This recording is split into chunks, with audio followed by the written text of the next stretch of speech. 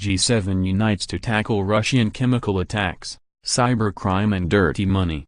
The G7 has agreed a robust set of measures to deal with Russia's hostile activity despite Donald Trump suggesting it should be let back into the group. Theresa May had strong words for Moscow at the summit in Quebec, Canada, as she announced what the group of 7 countries would do. Under the plans agreed by the UK, US, France, Germany, Canada, Italy and Japan, there will be greater coordination to identify and respond to threats including cyber and chemical attacks.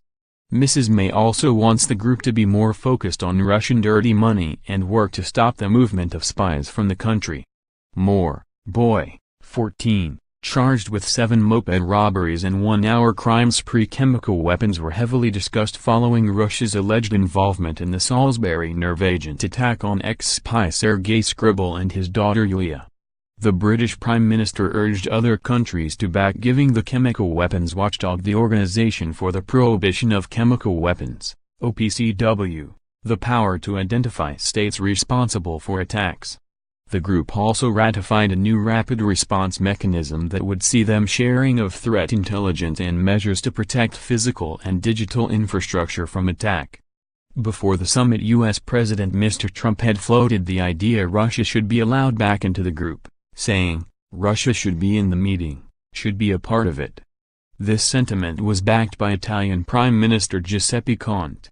More, shisha bars sold alcohol and laughing gas to hundreds of children, but Mrs. May was not too keen on the idea and said Moscow needed to do a lot more before they were even considered for re-entry.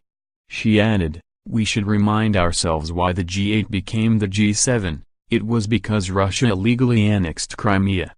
We have seen malign activity from Russia in a whole variety of ways, of course including on the streets of Salisbury in the UK. So we need to say, I think, before any such conversations can take place, Russia needs to change its approach." More, bullies chase disabled friends and throw stones at them in terrifying hate crime attack. More, student travels from Scotland to England to buy cider, because it's £20 cheaper.